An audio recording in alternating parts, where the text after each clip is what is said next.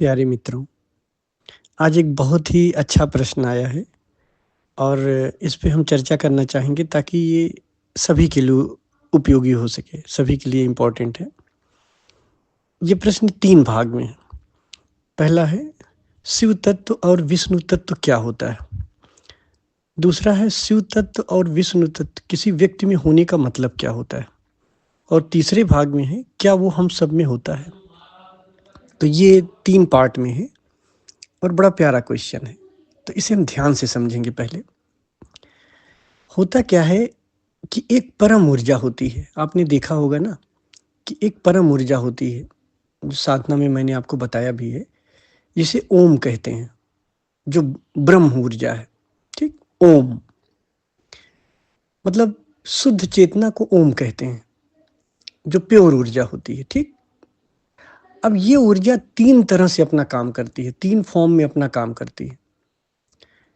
वो 3 फॉर्म क्या है? ब्रह्मा, विष्णु और महेश, ठीक? ब्रह्मा, विष्णु और महेश। तो इसमें जो ब्रह्मा होते हैं, जो ब्रह्म तत्व होता है, एक तो ऊर्जा को, परम ऊर्जा को ब्रह्म कहते हैं और ये ऊर्जा 3 तरीके से काम करती है। एक तरीका क्या है? ये प्रोडक्शन ही करती चली जा रही है, मतलब इससे निर्मित हो रही चीजें चीजें बनती चली जा रही। तो एक इसको ब्रह्म तत्व कहते हैं, इस ऊर्जा का, जिससे चीजें निर्मित होती चली जा रही और इसी ऊर्जा से डिस्ट्रक्शन हो रहा है, कहीं विध्वंस हो रहा है, नष्ट हो रही है, उसे शिव तत्व कहते हैं। और एक है जो तीनों का पालन कर रहा है, मतलब चला रहा है, पालन करता, जिसको विष्णु तत्व कहते हैं, जिसने विष्णु कहते हैं। तो ब्रह्मा, विष्णु, महेश 3 तरह। तो ये 3, आप इसे व्यक्ति की तरह न समझो। ये जो परम ऊर्जा है, जो ओम रूपी ऊर्जा है, ये ऊर्जा 3 तरीके से काम कर रही है। एक काम क्या है इसका? अस्तित्व को बनाती चली जा रही, प्रकृति का निर्माण करती चली जा रही है, जीवन बनता चला जा रहा है। एक तरफ से जीवन बनता चला जा रहा है, जहाँ से जीवन बनता चला जा रहा है वो ब्रह्म तत्व यानी ब्रह्मा उसको कह सकते हैं, ब्रह्म तत्व यानी निर्मित कर रहा है। और एक ऊर्जा का फॉर्म है जो विध्वंस कर रहा है, नष्ट कर रहा है चीज़ों को, जिसे शिव तत्व कहते हैं। और एक है जो संभाले पड़ा हुआ है, जो तीनों मतलब कि इस चीज़ को बनाए पड़ा है, मेंटेन किए हुआ है, तो ये विष्णु तत्व हो। अब इस प्रश्न पे आते हैं, मूल तत्व पे आते हैं। पहला प्रश्न है शिव और विष्णु तत्व में क्या, शिव और विष्णु तत्व क्या होता है? तो शायद बेटा आपने समझा होगा। शिव तत्व क्या होता है? वो ऊर्जा है, एक जो परम ऊर्जा है, जो ओम वाली ऊर्जा है, उसका एक फॉर्म क्या है जो विध्वंस कर रहा है, डिस्ट्रक्शन कर रहा है। भाई ऊर्जा ही तो विध्वंस कर रही है ना, उस शिव तत्व है जहां से सारी चीजें नष्ट हो रही। और विष्णु तत्व जो पालन कर रहा है, यानी कि जो संभाले हुए है चीजों को। आप देखते हो एक पृथ्वी से दूसरी पृथ्वी की दूरी एक नियत बनी हुई है। हमारे शरीर में सारी चीजें संचालित हो रही हैं अपने आप। सांस चल रही, हृदय चल रहा है, इसको ऊर्जा का एक फॉर्म है जो इसे मेंटेन किए हुआ है। अगर अपने भीतर देखा जाए तो हमारे भीतर ये तीनों फॉर्म में ऊर्जा ऊर्जा मौजूद है।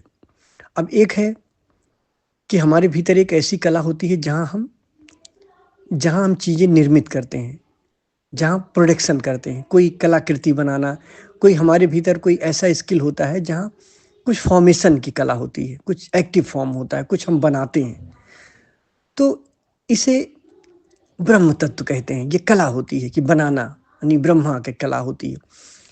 क्रिएशन हमारे भीतर होता है ना, क्रिएटिविटी होती है ना बेटा। तो क्रिएटिविटी यानी ये ब्रह्म तत्व है, ब्रह्मा का फॉर्म है जहाँ क्रिएशन हो रहा है, तो उसी ऊर्जा से हो रहा है। और एक होता है हमारे भीतर की, एक हमारे भीतर ऐसी भी कला होती है ऊर्जा की, जो हम डिस्ट्रैक्शन करते हैं, चीज़ों को नष्ट करते हैं। तो नष्ट करते हैं वो भी ऊर्जा से ही करते हैं। और एक होता है कि ऊर्जा का ही एक फॉर्म होता है, उसी परम ऊर्जा का, जो चीज़ों को हमारे भीतर चलाए रखती है। हमारा हृदय चल रहा है, हमारा लंग्स, किडनी सब प्रॉपर वर्क कर रहे हैं, तो ये सब मेंटेन रखना। तो ये छोटे लेवल पे हो रहा है और बड़े लेवल पे भी हो रहा है।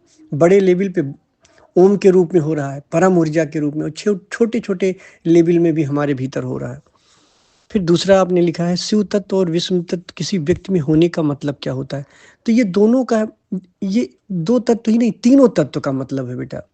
ब्रह्मा, विष्णु और महेश तीनों तत्व हमारे भीतर, क्योंकि हमारे भीतर क्रिएटिविटी भी है, हमारे भीतर डिस्ट्रैक्शन भी है और हमारे भीतर हमारी प्रॉपर सारे ऑर्गन्स वगैरह सारी चीज़ें चल रही हैं, तो ये भी हो रहा है।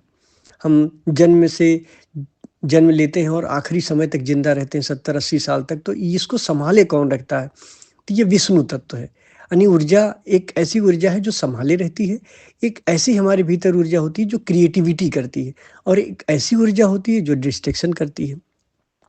आपने पूछा शिव तत्व और विष्णु तत्व किसी व्यक्ति में होने का मतलब, तो शिव तत्व का मतलब होता है कि उस व्यक्ति के भीतर डिस्ट्रैक्शन की कला है और विष्णु तत्व का मतलब होता है कि वो ऊर्जा का वो एक फॉर्म है जो उसको संभाले हुए है। और ब्रह्म तत्व भी है बेटा, जो आपने नहीं लिखा। ब्रह्म तत्व का मतलब क्रिएटिविटी का तत्व है। और तीसरा आपने पूछा है कि क्या वो हम सब में होता है? बिल्कुल होता है। यानी ब्रह्मा, विष्णु, महेश ये ऊर्जा का तीनों फॉर्म है। बस ये समझ लो, इसे कोई व्यक्ति ना समझो, ये उस ऊर्जा का 3 फॉर्म समझो, जहाँ से ये चीज़ें चलती हैं, जहाँ से ये होती हैं। अब मान लो यहाँ पे इसी थोड़ा-सा आगे इस सिलसिले में और भी समझ सकते हैं कि अगर ब्रह्म रूपी ऊर्जा से कोई बुद्ध पैदा होता है, तो उसे ब्रह्म स्वरूप कहा जाता है। अगर शिवत्व रूपी ऊर्जा की प्रधानता से कोई पैदा होता है, तो वो शिव स्वरूप कहा जा सकता है। जैसे हनुमान जी को कहते नहीं है कि शिव के स्वरूप हैं वो। और अगर विष्णु तत्व से कोई पैदा होता है, मुक्त होता है, तो उसे विष्णु तत्व कहा जाता है, यानी कि विष्णु का अवतार कहा जाता है। जैसे राम को, कृष्ण को कहते हैं, है ना? तो ये चीज़ है। तो ये पर्टिकुलर ऊर्जा में भी जब कोई बुद्ध पैदा होता है, तो उसकी मुक्ति भी उसी तरह से होती है।